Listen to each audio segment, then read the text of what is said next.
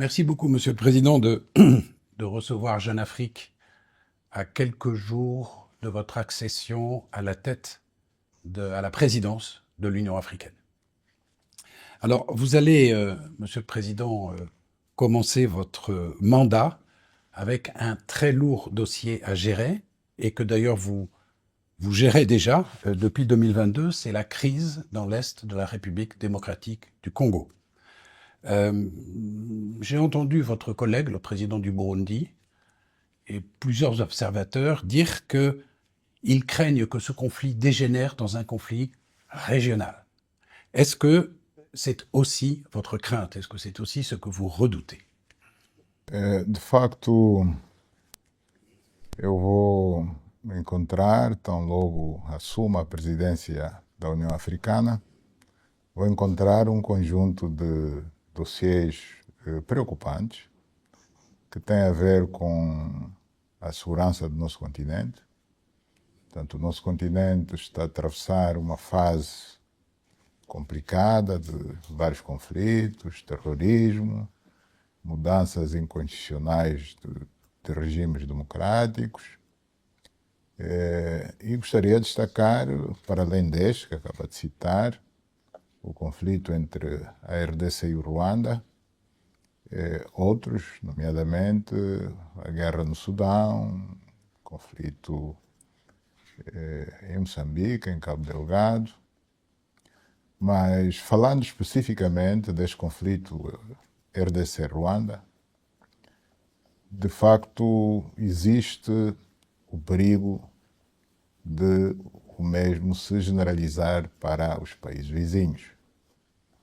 Portanto, é necessário que tudo seja feito no sentido não apenas de evitar que isso aconteça, mas de regressarmos a um ponto, não diria bom, em que nos encontrávamos, mas em que vigorou pelo menos um cessar-fogo. Havia negociações aqui no quadro do chamado processo de Luanda, a nível ministerial, onde foram conseguidos importantes ganhos. A RDC considerava ou considera que a presença de tropas das forças de defesa do Ruanda em território seu é algo que é inaceitável. E nesse encontro de Luanda, do dia 14 de dezembro passado, conseguiu-se o compromisso de o Ruanda abandonar o território, retirar as suas forças do território do Congo Democrático. De igual forma, o Ruanda considera que as forças democráticas de libertação do Ruanda constituem uma ameaça à sua segurança e, a esse nível ministerial, conseguiu também, na mesma data, o compromisso por parte do governo congolês de neutralizar as FDLR. Eu creio que foram dois grandes ganhos que cada uma das partes conseguiu alcançar e que não deveríamos desperdiçá-los. Portanto, devia-se partir desta base, deste compromisso assumido ao nível dos ministros, para que os chefes de Estado dos dois países assinassem então o Acordo de Paz, de Luanda, para pôr fim a este conflito. Portanto, eu vou encontrar este dossiê e outros, e naturalmente que continuarei a empenhar, embora considere que, na minha nova condição de presidente pro tempore da União Africana, não me devo dedicar exclusivamente a um conflito.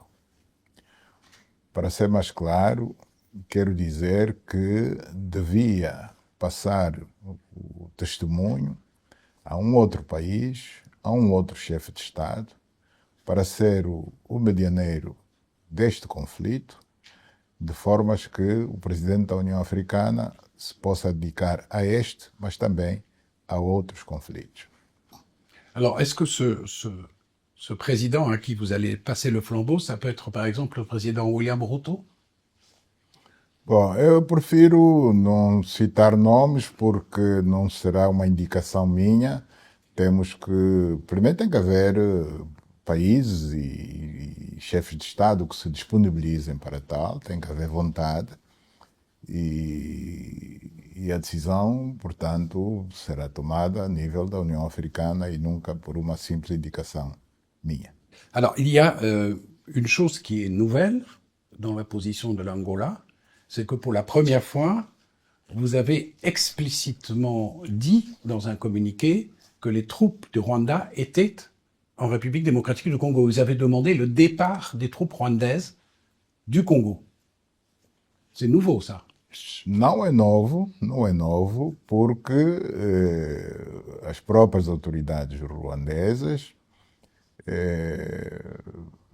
publicamente admitiram a presença das suas tropas em território da República Democrática do Congo, em mais do que uma ocasião.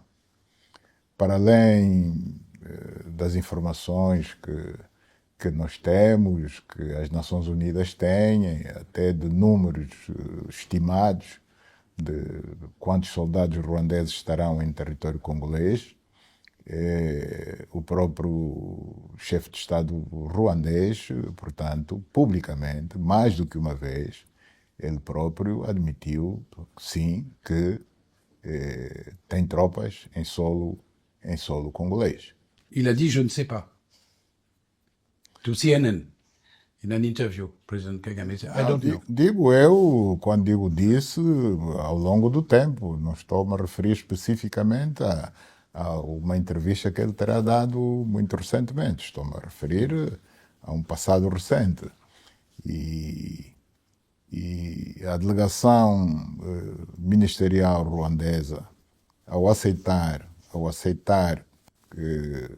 assumir o compromisso a esse nível ministerial, estou-me a referir, da retirada das forças de defesa do Ruanda do território congolês, está a aceitar que elas estão lá. Caso contrário, nem seria assunto de conversa. Portanto, se diz, nós aceitamos, vocês congoleses assumem o compromisso de neutralizar as FDLR e o Ruanda assume o compromisso da retirada das suas forças de defesa. Portanto, isso é tão claro quanto a água, né? Alors, il y a un autre problème. Vous avez parlé des FDLR, mais il y a autre problème. C'est le M23. Est-ce qu'il faut, selon vous, négocier avec le M23? Est-ce que le M23 fait partie de la solution? Est-ce qu'il faut parler au M23? Le gouvernement de Kinshasa considère terroriste, et le M23 est composé de Congolais. Donc, est-ce qu'il faut parler avec le M23? Négocier. Bom, o mandato que eu recebi da União Africana era para trabalhar na normalização das relações entre 12 Estados. 12 Estados, 2 países vizinhos, que devem, como regra, ter boas relações de vizinhança, de amizade, cooperação econômica, preferencialmente. Este é o mandato que eu recebi. E é sobre este mandato que eu tenho vindo a trabalhar. A nossa proposta de acordo de paz, portanto, que Angola apresentou às duas partes, assenta, portanto, na necessidade de alcançarmos este desiderato. É evidente que a questão do M23 também é para ser resolvida, só que o assunto M23 tem vindo a ser tratado no quadro de um outro processo, não do processo de Luanda, mas no chamado processo de Nairobi. As autoridades congolesas têm consciência, e nós temos o dito, temos aconselhado o presidente Tshisekedi da necessidade de conversar com todas as partes em conflito, incluindo o M23, uma vez que eles são cidadãos congoleses. E temos dado o exemplo do nosso próprio caso, da Angola, que teve um conflito bastante prolongado e quando chegou o momento, tivemos que dialogar com todas as partes. Dialogamos com a parte externa, portanto, o país vizinho que nos estava a agredir, que na altura era o regime do apartheid da África do Sul, dialogamos com eles. Isso levou-nos a ter que falar também até com os americanos. Assinamos os chamados Acordos de Nova Iorque, para nos entendermos com a África do Sul, mas como tínhamos um movimento, mais concretamente a UNITA, que acabava por ser parte do problema, nós tivemos de negociar internamente também com a UNITA. E este bom exemplo da Angola, portanto, tem sido reiteradas vezes lembrado ao presidente Tshisekedi de que mais tarde ou mais cedo não há como fugir a isso. Tratando-se de filhos da mesma pátria, vão ter que falar. Se falam no quadro do processo de Luanda ou no quadro do processo de Nairobi, isto é outra questão, mas em princípio o que está definido é que é no quadro du processo de Nairobi. Alors, Monsieur le Président, si vous demandez donc qu'il y ait un retrait des troupes du Rwanda, mais si les troupes du Rwanda ne se retirent pas, est-ce que vous seriez favorable à ce qu'il y ait des sanctions, puisque la République démocratique du Congo demande des sanctions contre le Rwanda? En tant que président de l'Union africaine, est-ce que vous seriez d'accord à ce qu'il y ait un établissement de sanctions?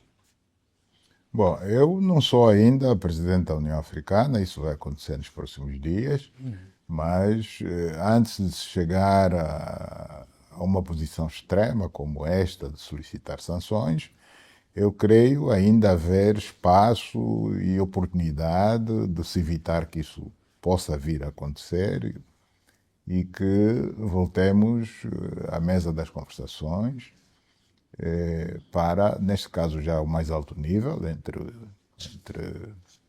os chefes de Estado dos dois países, para a conclusão, podemos assim dizer, do acordo de paz de Luanda.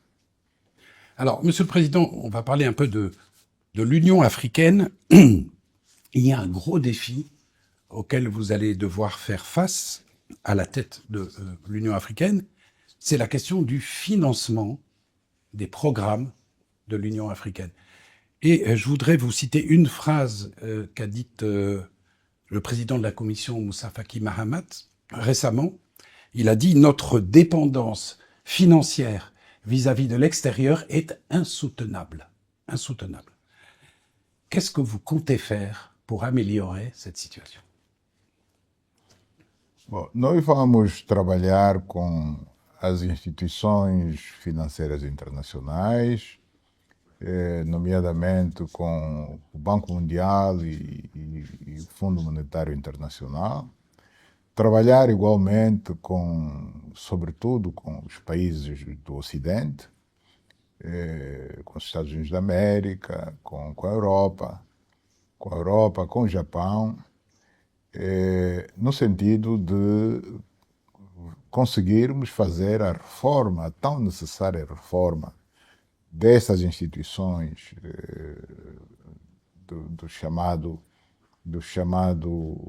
as instituições de Bretton Woods, para que passem a ter, digamos, uma forma de trato dos nossos países, que ao longo de séculos foram pilhados, foram colonizados, e, portanto, precisamos de uma espécie de compensação, um trato diferenciado, para não tornar o serviço das nossas dívidas tão pesado quanto é. Est-ce que pendant votre mandat à la tête de l'Union africaine, vous comptez faire aboutir la revendication d'un siège permanent pour l'Afrique au Conseil de sécurité de l'ONU. Com certeza, nós vamos nos bater por isso porque consideramos que a África está sendo injustiçada. A África, não apenas a África, mas a África está sendo injustiçada pelo facto de não ter presença e nem voz que seja determinante junto do Conselho de Segurança das Nações Unidas. O atual formato está desatualizado, portanto, o atual formato colocou como membros permanentes apenas os vencedores do último conflito mundial, portanto, estou-me a referir da Segunda Guerra Mundial, são os vencedores que estão representados na condição de membros permanentes no Conselho de Segurança, só que o mundo de hoje, tanto um século depois do fim da Segunda Guerra Mundial, é um mundo completamente diferente daquele que era naquela altura. Portanto, é preciso que outras regiões do nosso planeta estejam também representados e desta forma poderem melhor defender os seus interesses. Portanto, isto é uma questão pela qual nos vamos bater. Eu recordo-me que na reunião, na cimeira Estados Unidos da América, África, que teve lugar em Washington, D.C., houve na altura a promessa dos Estados Unidos da América de ajudarem a desbloquear esta situação, esta reivindicação antiga do continente africano. Nós continuamos à espera que os Estados Unidos da América, que têm um papel determinante, portanto, não só ouça o nosso clamor, mas que dê passos concretos para que realmente isso venha a acontecer. Monsieur le Président, l'Angola est un pays membre actif de la Commission climat du bassin du Congo. Est-ce que, en tant que président de l'Union africaine, vous voulez plaider pour que les services que ce bassin du Congo rend à toute l'humanité aient une juste rémunération? Sim, não apenas por sermos parte, mas porque, de facto, esta bacia contribui de forma considerável para a melhoria do clima mundial, da luta contra as alterações climáticas, que é um tema do dia hoje em praticamente todas as conferências internacionais, uma vez que a ameaça dessas alterações climáticas é cada vez mais evidente, com danos visíveis todos os dias e em praticamente todos os continentes.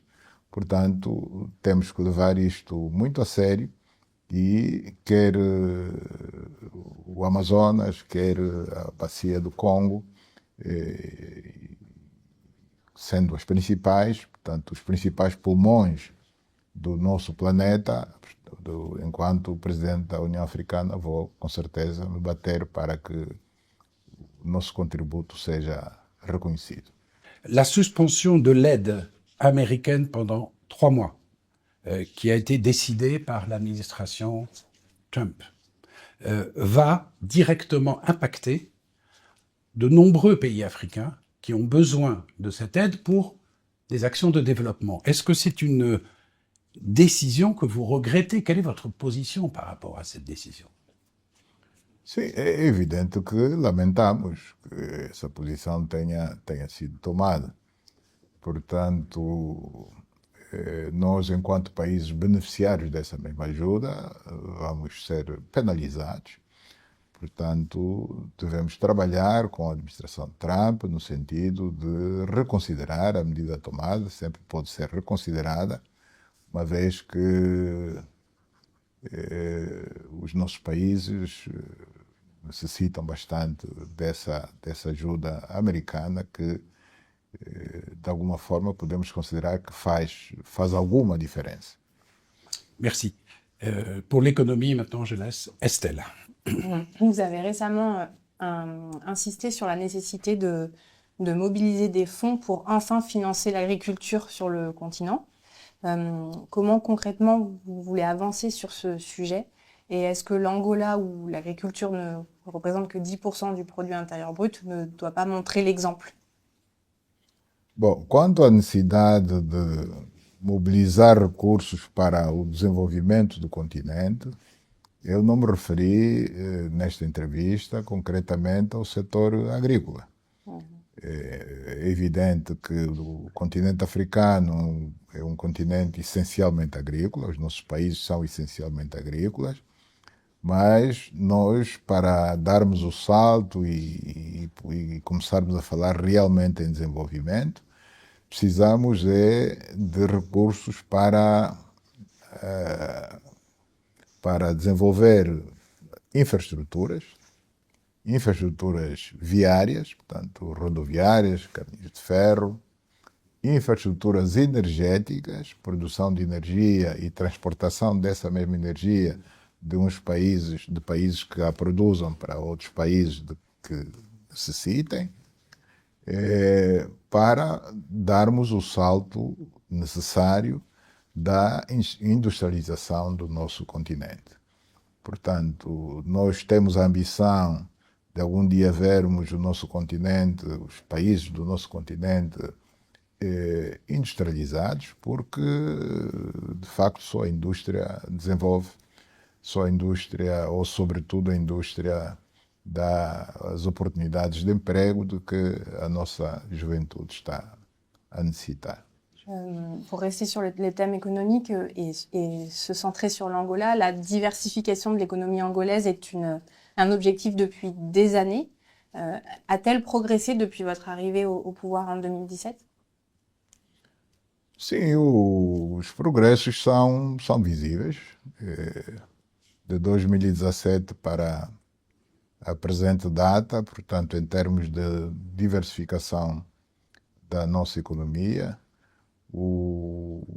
a economia não petrolífera hoje contribui mais para o produto interno bruto do nosso país do que há uns anos atrás. Mesmo assim, não estamos satisfeitos ainda.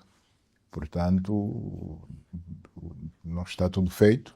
Vamos continuar a trabalhar para que esta diversificação seja cada vez mais ampla, mais profunda, até o ponto em que o produto interno bruto petrolífero passe para segundo plano. Portanto, este é a nossa meta, o nosso objetivo. Fazer com que o contributo do setor petrolífero no produto interno bruto passe para segundo plano.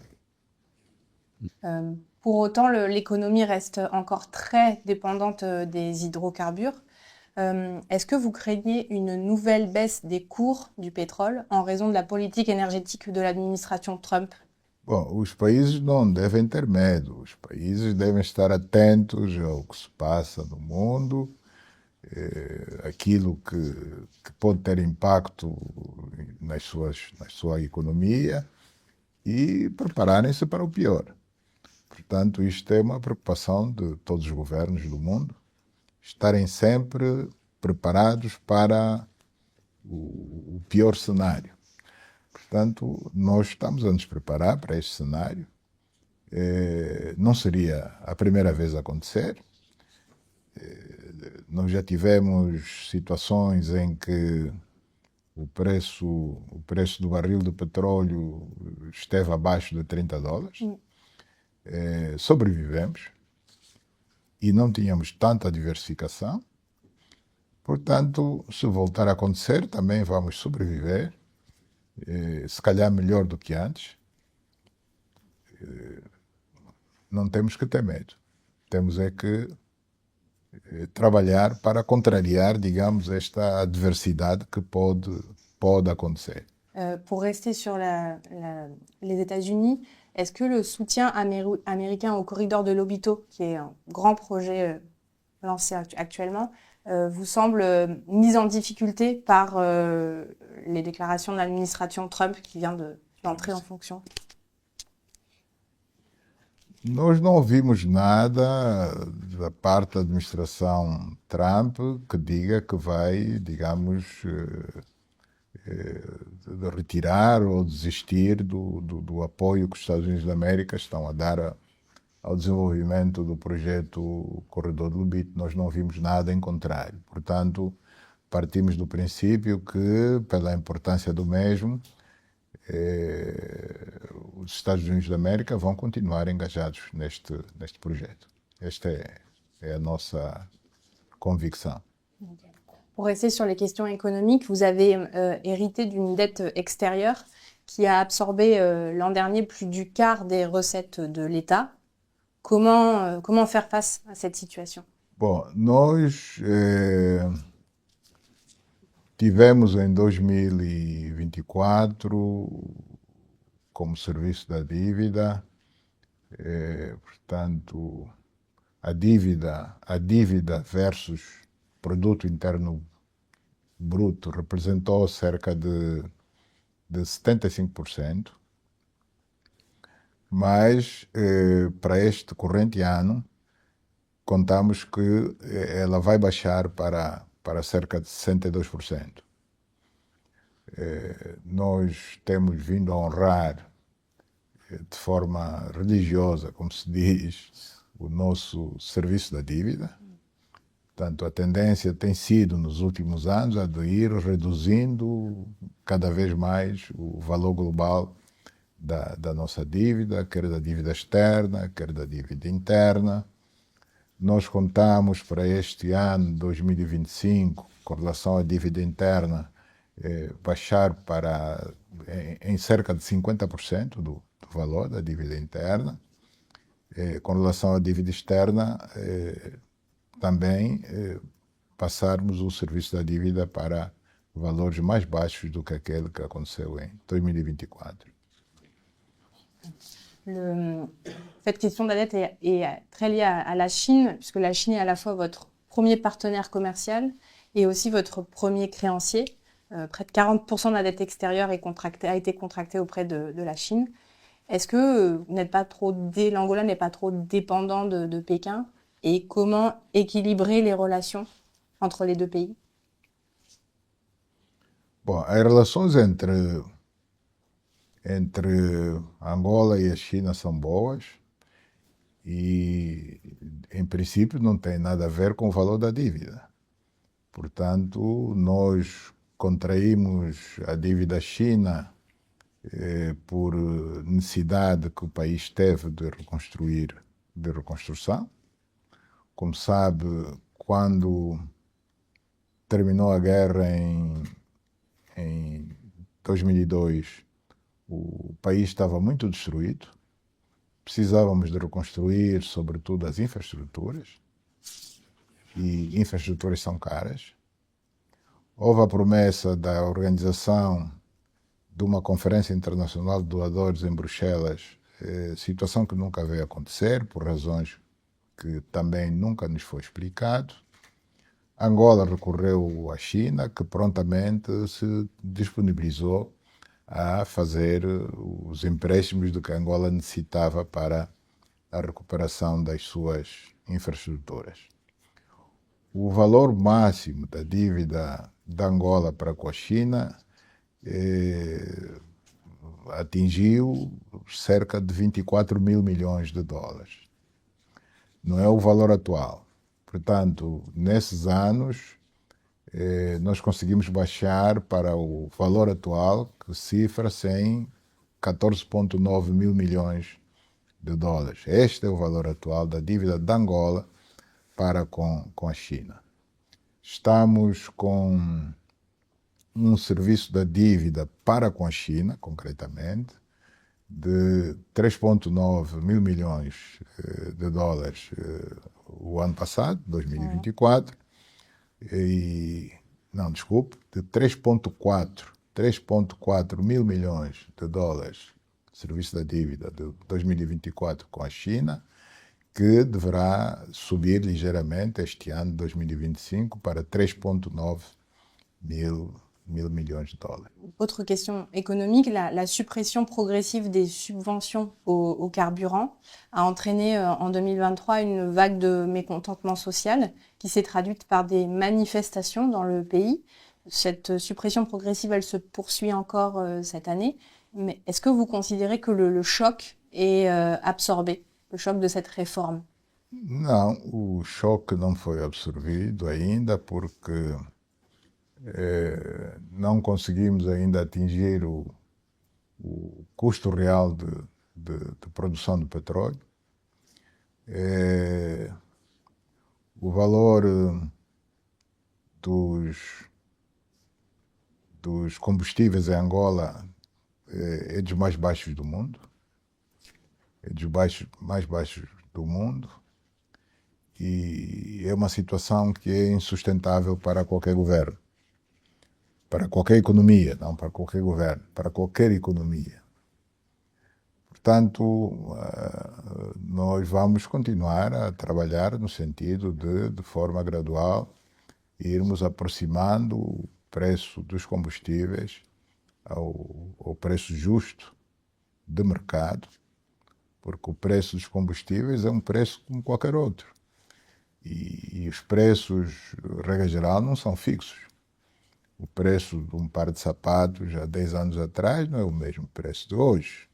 O preço da habitação até há 10 anos atrás não é o mesmo preço de hoje. Portanto, o combustível é um produto que, tanto como quaisquer outros, obedece a um conjunto de fatores. Hoje tem um preço, amanhã tem que ter outro preço. O preço não pode ser fixo e eterno, não é? Depuis votre arrivée au pouvoir en 2017, vous avez lancé une croisade contre la corruption. Avez-vous une évaluation du montant des flux qui ont été détournés au global? Bom, são uns bons 1.000 milhões de dólares. Eu não quero correr o risco de lançar um número que não seja preciso, mas os valores são muito altos. São muito altos. Devo dizer que apenas com relação a um cidadão, por decisão, portanto, por sentença do tribunal, os bens desse cidadão revertem todos a favor do Estado, portanto, bens financeiros, materiais, e esse cidadão tem, fora do país, até aqui, o que foi descoberto e comprovado, nada mais, nada menos do que 900 milhões de euros. Uma só pessoa. Uma só pessoa, portanto, e há várias pessoas envolvidas nesses casos de corrupção, que estão a contas com a justiça. Já conseguimos recuperar alguns valores. Logo no início do meu primeiro mandato, conseguimos recuperar 500 milhões que estavam num banco britânico. Conseguimos recuperar 2.000 milhões que estavam também num banco britânico. Com esses 2.000 milhões, nós podemos construir muitas infraestruturas a nível local, a nível municipal, no quadro de um programa que consideramos, ou melhor, chamamos de PIM, portanto, Plano Integrado de Intervenção dos Municípios. Portanto, fizemos escolas, unidades hospitalares, enfim, outras importantes infraestruturas sociais a nível local. Portanto, numa palavra, o valor é grande. Só nesses dois casos concretos já temos 500 milhões, 2.000 milhões e mais quase 1 bilhão. Mais 1.000 milhões. À date, et selon les derniers chiffres qui ont été communiqués, ce sont 7,6 milliards de dollars qui ont été récupérés. Est-ce que cette somme, elle n'est pas faible par rapport à la valeur, à l'ampleur en fait des flux qui ont été détournés? De facto, este número é inferior porque nós temos a percepção de que muito mais descobertas vão ser feitas. Portanto, cada dia, quando menos esperamos, descobrem-se mais casos em paraísos fiscais. Temos tido alguma colaboração de alguns países, lamentavelmente não de todos, mas de alguns países temos tido uma boa colaboração, portanto eu acredito que esse valor ainda vai acabar por subir.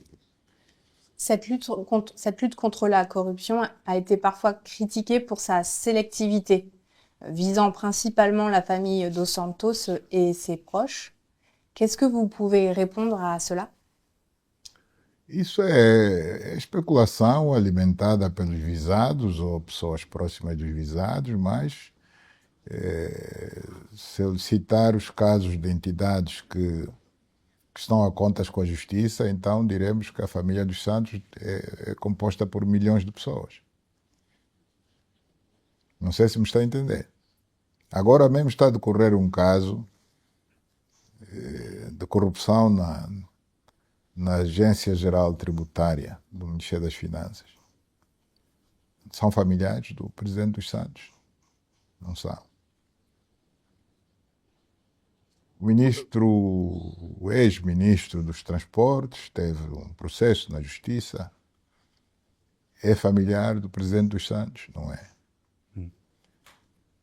O caso que eu acabei de citar agora, dos 900 milhões que estão na Suíça, o detentor desses recursos é familiar do presidente dos Santos, não é? Então, é uma acusação sem fundamento e que procura dizer que é uma perseguição por razões políticas. Nós não entendemos porquê. O presidente dos Santos não nos fez mal a ponto de nós perseguirmos a família. E que quando são os tribunais a ditar sentenças, as sentenças são indiscutíveis. Portanto, a única forma de se contestar a sentença de um tribunal é a parte lesada, com os seus advogados, recorrerem junto das instâncias de recurso. E as instâncias de recurso dirão se as sentenças foram justas ou não foram justas. Portanto, quem está sentado em frente a um tribunal com a toga preta, no caso de Angola é preta, não é um político, é um juiz. Não é o presidente da República que está lá sentado, não é nenhum ministro. Quem está a exercer aquela função de juiz, do júri, não é uma pessoa, é um júri. Esse júri não é composto por pessoas nomeadas por despacho, pelo Presidente da República ou por qualquer outro político. Então, as sentenças nunca são políticas, as sentenças são baseadas na justiça, no Código Penal, e já temos tido casos de suspeitos de corrupção que chegam até o tribunal e são absolvidos.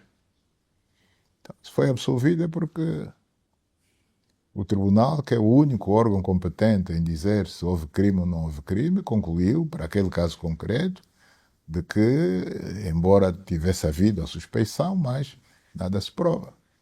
Portanto, já houve casos desses. Vous avez récemment gracié le fils de votre prédécesseur, José Filomeno dos Santos. Est-ce que sa demi-sœur Isabelle dos Santos pourrait bénéficier du même pardon si elle revenait en Angola?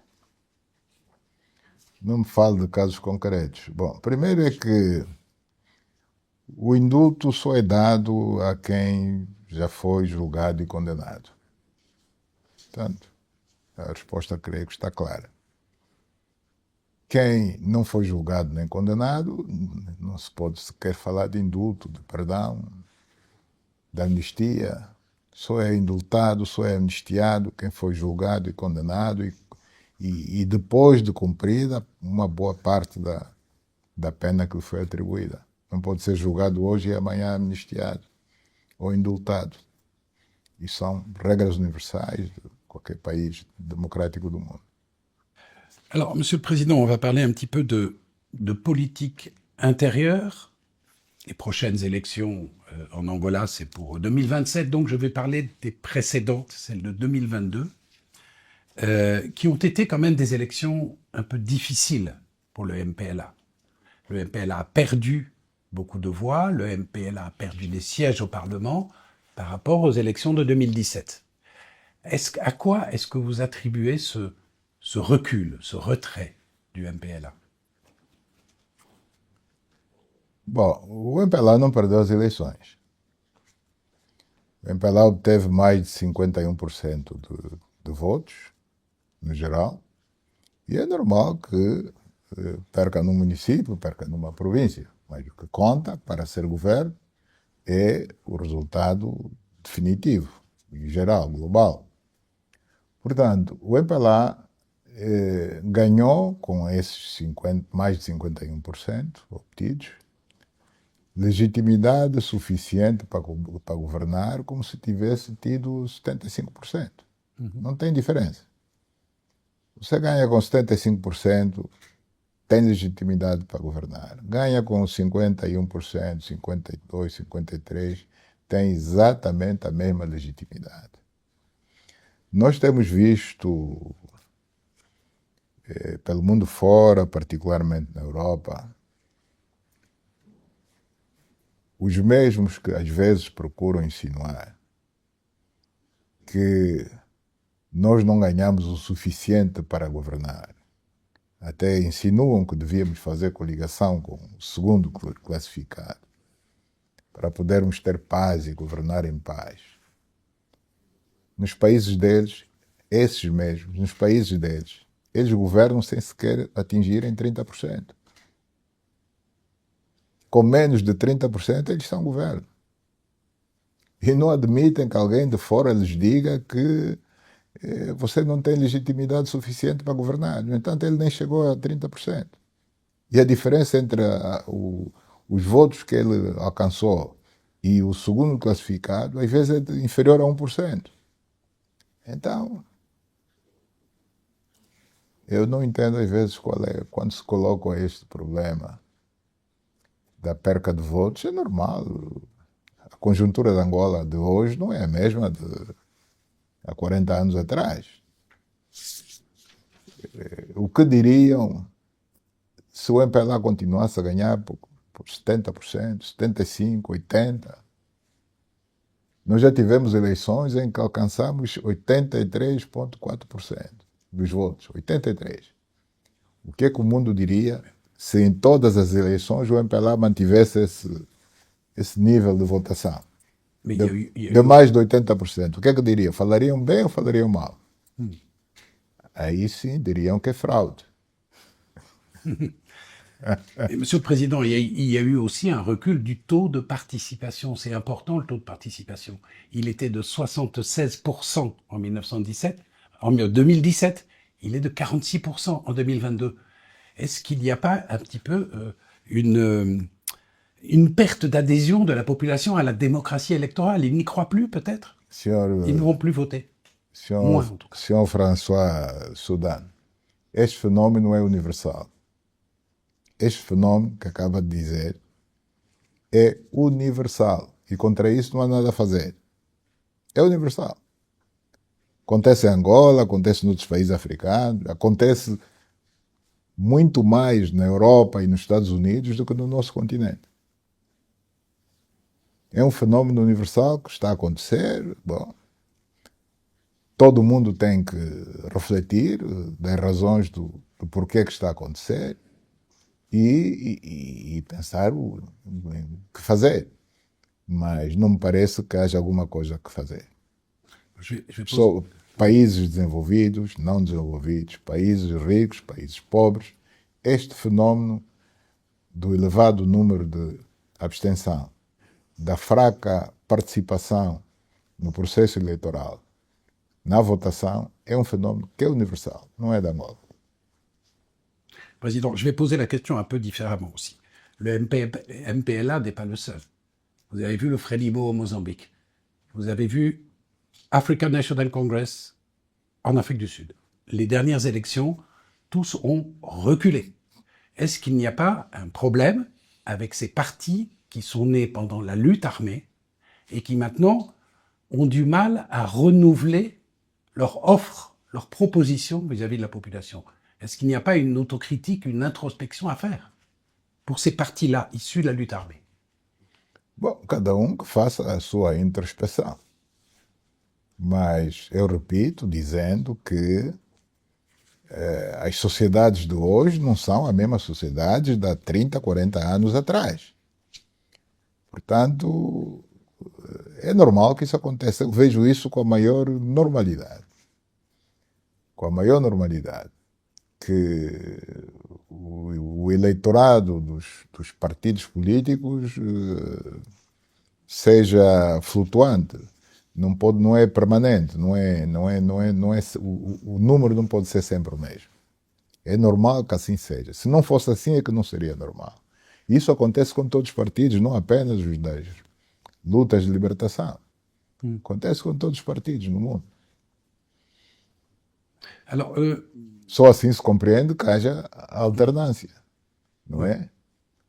O Partido Democrata nos Estados Unidos da América, de repente, perdeu votos a favor do outro partido, do republicano. Então, essa preocupação não é só dos nossos partidos, é universal.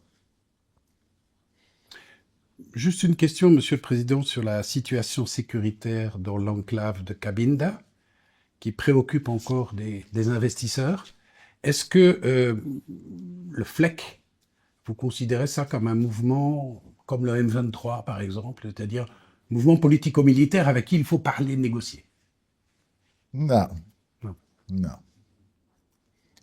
Não, porque a FLEC não representa nenhum perigo para o território angolano e, em particular, para o território de Cabinda. E não é verdade que a situação de segurança em Cabinda desencoraja o investimento. Nós temos investimento privado em Cabinda. A petrolífera americana está em Cabinda há 70 anos. Nunca saiu. Nunca se sentiu ameaçada. Houve uma tentativa de sabotagem ainda no tempo da guerra, feita por um comando especial sul-africano. Foi o único caso de ameaça à segurança da Chevron em Cabinda. Agora mesmo está uma entidade privada a construir aquela que vai ser a única refinaria de Cabinda. Cabinda nunca teve uma refinaria de petróleo. Vai ter até o final deste ano. É investimento privado, não é investimento público. Então, não entendo do que me está a falar. Que a situação desencoraja o investimento privado, os investidores a investirem em Cabinda. Não, isso não é verdade. Ok. Sim, porque para ser verdade eu tinha que me apresentar factos. Eu não conheço factos. Eu não conheço factos. E a prova de que há confiança da parte dos investidores privados é que está sendo construída uma refinaria, investimento privado. Alors, Monsieur le Président, est-ce que vous me permettez de poser une question délicate? Il y a une constitution. Os políticos têm que estar preparados para todo tipo de pergunta. La Constitution, un président ne peut pas faire plus que 2 mandats successifs. Donc ce mandat, le vôtre, c'est le dernier, en principe, et il s'arrête en 2027. Est-ce vraiment ce que vous envisagez? Bom, eu não sei porque considero essa questão delicada. Para mim não é delicada. É delicada por quê? Se a Constituição diz isso, Donc, cumpra-se. ok. Se a Constituição diz isso, cumpra-se. Mas, antes de dizer cumpra-se, deixe que eu lhe recorde que se haver essa intenção por parte do MPLA Essa intenção nunca é das pessoas, individualmente, é dos partidos políticos. Se tivesse havido a intenção da parte do MPLA em alterar a Constituição para permitir um terceiro mandato ao Presidente da República, tê-lo-ia feito. Porque, por isso é que eu dizia, deixa-me recordá-lo. No meu primeiro mandato, por iniciativa do MPLA, que tinha maioria qualificada no Parlamento, então tinha mais de 2/3, poderia ter alterado o artigo que estabelece que só tem 2 mandatos. Teve essa possibilidade. A iniciativa de mexer na Constituição naquela altura foi nossa. Mexemos em tudo o resto, não tocamos neste quesito da limitação dos mandatos em 2. Fala-se aí muito, porque quer terceiro mandato. Tê-lo-íamos feito. Teríamos mudado ali, não haveria milagres a fazer. Ninguém conseguiria impedir que essa alteração fosse feita. Ninguém. Porque o MPLA, naquela altura, tinha a maioria qualificada de 2/3 no Parlamento. Portanto, tinha, como se costuma dizer na gíria, tinha a faca e o queijo na mão. E nós não usamos a faca para cortar o queijo na medida dos nossos interesses. Se tivesse havido esse interesse de fazer com que o Presidente da República tivesse mais que 2 mandatos. Okay. Est-ce que vous avez déjà, pour vous-même, pensé à un profil de successeur? Sim, com certeza que já. Não seria normal não fazer. Já pensei. E, em termos muito gerais, o que eu devo dizer é que o perfil do meu sucessor deve ser alguém que venha a servir o país igual ou melhor do que eu estou a fazer. Alguém que faça o que eu estou a fazer, mas de preferência que faça ainda melhor do que eu estou a fazer. Et que comptez-vous faire vous-même après 2027? Continuar a servir o país. Comment? Continuer à servir le pays. De várias formas. Servir o país não é preciso ter funções adquiridas por via de uma eleição, adquiridas por via de uma nomeação. Como patriota que sou, e enquanto tiver saúde, de certeza que vou continuar a servir o meu país da melhor forma que puder. Ok, posez la question. Falando, escrevendo, estarei a contribuir para o engrandecimento do meu país. On est 23 ans après la fin de la guerre civile en Angola. Est-ce que pour vous, la réconciliation nationale, elle est achevée? Et est-ce que l'UNITA est devenue un parti comme les autres? A reconciliação nacional é um processo contínuo que não tem data de arranque e data de fecho. Ou melhor, data de arranque teve, mas não tem data de fecho. A reconciliação é um processo que é permanente. Daqui a 50 anos ainda vamos estar a falar na reconciliação. Isso aconteceu com outros países, portanto é um processo que é contínuo. É evidente que à medida que os anos vão passando, talvez não haja tanta necessidade das pessoas falarem em reconciliação, mas ela, mesmo subtilmente, sem as pessoas darem conta, vai continuar a acontecer. E Angola não tem razões de queixa com relação a esse nosso processo. Não tem grandes razões de queixa com relação a este nosso processo de reconciliação, sobretudo pelo facto de, em 23 anos, o país não ter voltado às armas. O país não voltou à guerra. Nem tudo foi uma perfeição nesses 23 anos, mas o simples facto do país não ter voltado às armas já é razão suficiente para nos darmos por felizes, porque também não há sociedades onde não haja, às vezes, a necessidade de alguém falar mais alto, de alguém dizer você está errado. Todas as sociedades têm coisas, algum tem sempre algo a apontar o outro, não é? Mas desde que isso não leve a extremos, sobretudo ao retomar das armas, temos que nos sentir felizes por isso.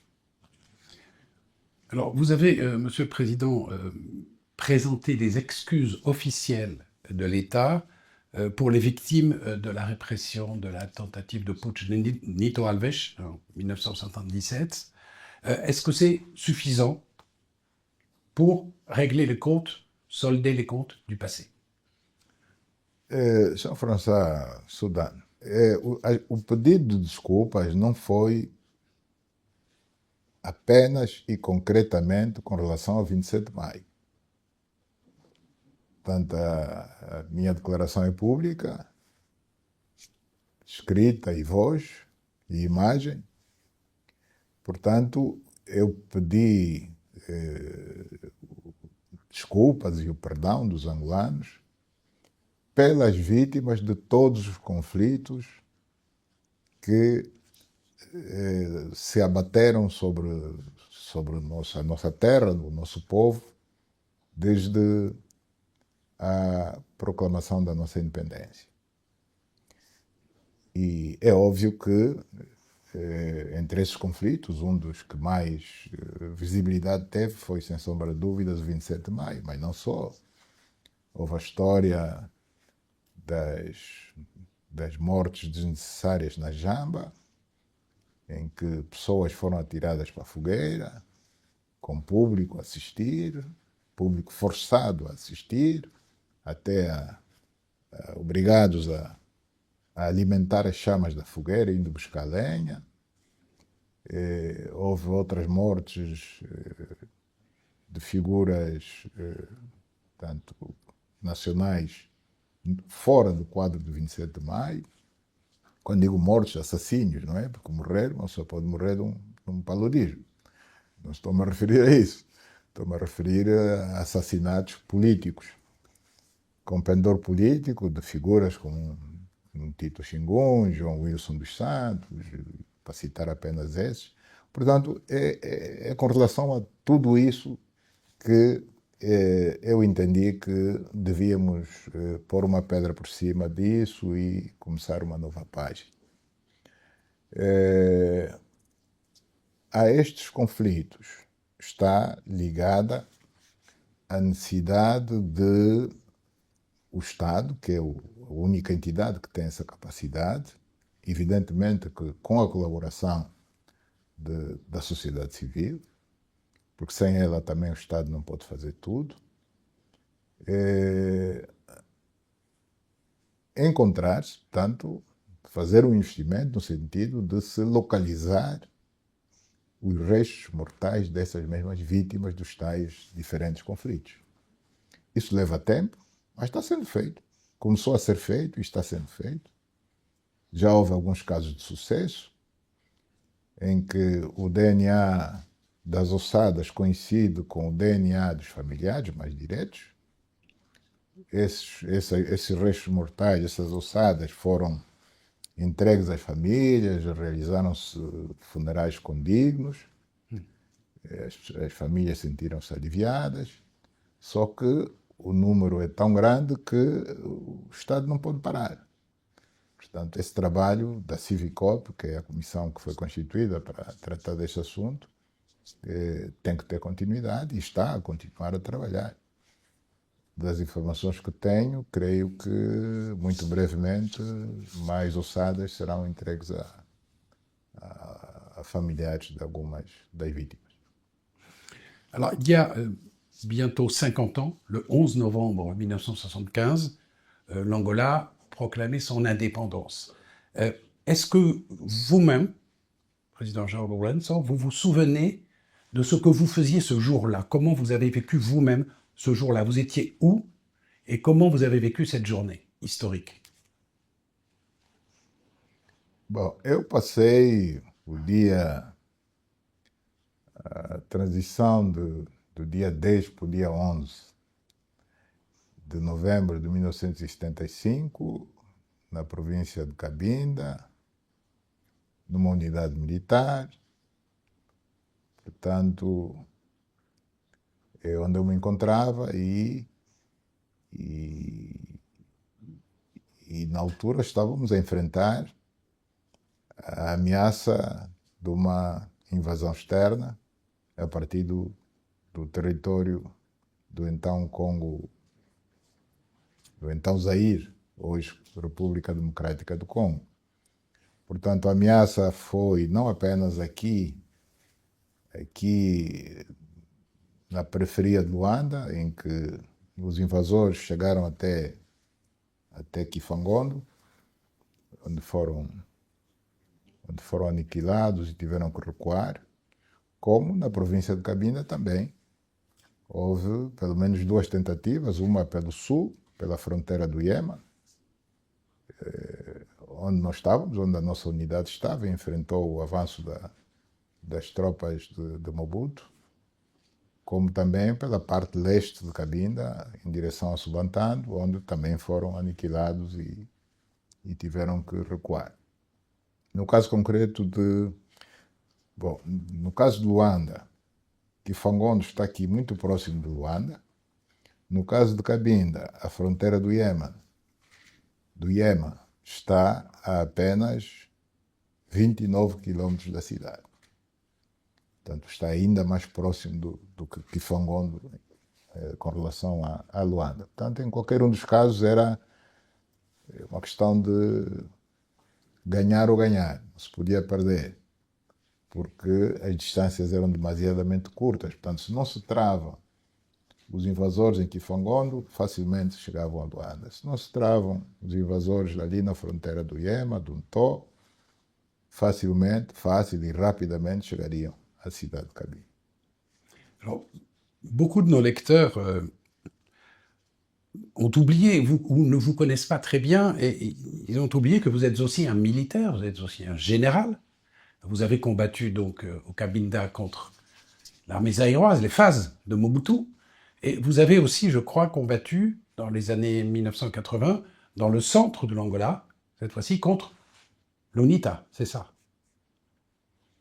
Sim, o combate contra a UNITA foi permanente até 2002. Portanto, eu era militar na altura, tive um período, um interregno de 4 anos em que estive na cidade de Moscou, numa academia militar, a me formar militarmente, mas regressado de lá, fui enviado para a Frente Centro, no posto de comando da Frente Centro, onde fiquei pouco tempo e rapidamente chamado para exercer as funções de governador da província de Mochico, continuando a ser militar, obviamente, mas desempenhava a função de governador. Bom, e a partir daí fui sendo puxado, digamos, para funções mais políticas do que propriamente, digamos, operacionais. Portanto, fiquei 3 anos no Mochico como governador, 3 anos em Benguela também como governador. Voltei de novo para a direção das Forças Armadas, das FAPLA, onde assumi a função de chefe da direção política nacional das FAPLA. Portanto, digamos que era o braço político do Exército, onde também fiquei pouco tempo, fui imediatamente puxado para a direção do partido e aí, tanto como secretário para a informação primeiro, depois secretário-geral do partido, primeiro vice-presidente da Assembleia Nacional. Bom, a minha vida esteve sempre repartida entre funções militares, funções políticas. Mais vous vous considérez toujours comme un militaire? Parce que on dit que quand on porte une fois l'uniforme, on le Sim, com porte pour la vie certeza. Sim, com certeza que somos. Com certeza que me considero. militaire. Bom, é verdade que Général. ainda fui Ministro da Defesa durante 3 anos. Essa foi a minha última função antes de concorrer a Presidente da República. Alors, sur votre page Wikipédia, il y a 2 loisirs qui sont signalés pour vous, que vous reconnaissez. D'abord, équitation, hippisme, et les échecs, chess. Est-ce que c'est toujours vrai? Sim, com certeza. Só que, pronto, a equitação não se pode fazer no palácio. Então, é muito mais difícil. Xadrez ainda jogo, mas também o xadrez exige tempo. Oui. E um dos grandes inimigos desta função de Presidente da República é o tempo, é gerir o tempo. Como gerir o tempo? O tempo é sempre escasso. É sempre escasso. Então, La politique, c'est un jeu d'échecs, non? sim, ela em si é. Sim, com certeza. Il y a beaucoup de... Sim, Ça se ressemble. são da mesma família. Monsieur le Président, ça va être la dernière question. Vous allez être le premier chef d'État angolais à présider l'Union africaine, puisque même à l'époque de l'organisation de l'unité africaine, il n'y a pas eu de président angolais.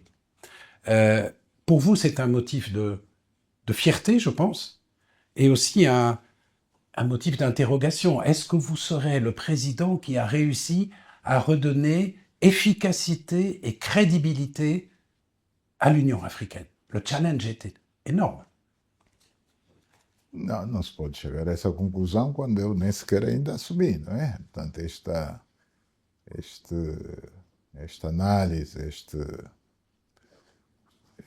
esse julgamento, podemos assim dizer, positivo ou negativo, só deve ser feito daqui a um ano, quando eu deixar de ser presidente temporário da União Africana. Portanto, eu acho que é cedo. Que constitui para mim um motivo de orgulho, obviamente que sim, que constitui, mas a presidência da República dos países tem dessas coisas. A conjuntura, se calhar, não permitiu que os meus antecessores tivessem assumido este posto. O presidente Agostinho Neto esteve pouco tempo, lamentavelmente faleceu muito cedo. O presidente José Eduardo dos Santos teve que, ao longo de muitos anos, enfrentar a agressão externa a Angola, portanto, a agressão sul-africana e mesmo o conflito interno com a UNITA.